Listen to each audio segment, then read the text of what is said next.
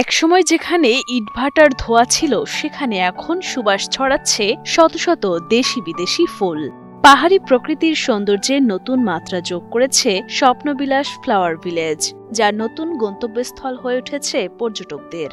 এখানটায় আগে ছিল একটা পরিত্যক্ত ইটের ভাটা, সেখানে যে ফুলেরা হাসছে এটার চাইতে বড় কোনো অর্জন হতে পারে না।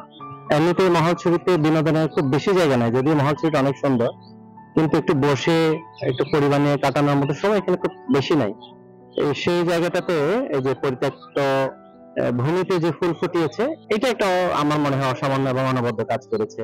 2024 সালে খাগড়াছড়ির মহালছড়ি উপজেলার মুরাপাড়া এলাকায় ফুলের এই রাজ্য গড়ে তুলেছেন তরুণ উদ্যোক্তা মোহাম্মদ খালেদ মাসুদ সাগর। আইন বিষয়ে উচ্চশিক্ষা নেওয়ার পর কৃষির প্রতি ভালোবাসা থেকেই এই ব্যতিক্রমী উদ্যোগ নেন তিনি। তবে তার অবর্তমানে স্বপ্নবিলাস ফ্লাওয়ার ভিলেজ দেখভালের দায়িত্বে রয়েছেন মোহাম্মদ সবুজ। আমরা এই প্রথম স্বপ্নবিলাস ফ্লাওয়ার ভিলেজটি তুলে ধরেছি। তাছাড়া 200 জাতের দেশি ও বিদেশি ফুলের চারা রয়েছে। কাস্টমাররা অনেক দূর দূরান্ত থেকে আসে। আমাদের এখানে ভিতরে এন্ট্রি ফি হচ্ছে জনপ্রতি 30 টাকা করে, আর ভিতরে ঢুকে যদি কাস্টমাররা ফুলের চারা অথবা রেস্টুরেন্টে নাস্তা করে, সেক্ষেত্রে আমরা 30 টাকাটা সম্পূর্ণ ফ্রি করে দিই। এখানে প্রবেশ করতে টিকিটের মূল্য রাখা হয় 30 টাকা।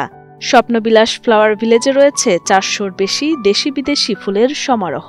তার মধ্যে উড়ে বেড়ানো রঙিন প্রজাপতি, সব মিলিয়ে এক স্বপ্নময় পরিবেশ। স্থানীয়দের কাছে এটি মহালছড়ি ফুল বাগিচা নামেও পরিচিত। বিভিন্ন জায়গা থেকে মানুষ আসতেছে, বিভিন্ন দূর থেকে, এমনকি ঢাকা, খুলনা, কুমিল্লা, খাগড়াছড়ি থেকে এখানে মানুষ আসতেছে।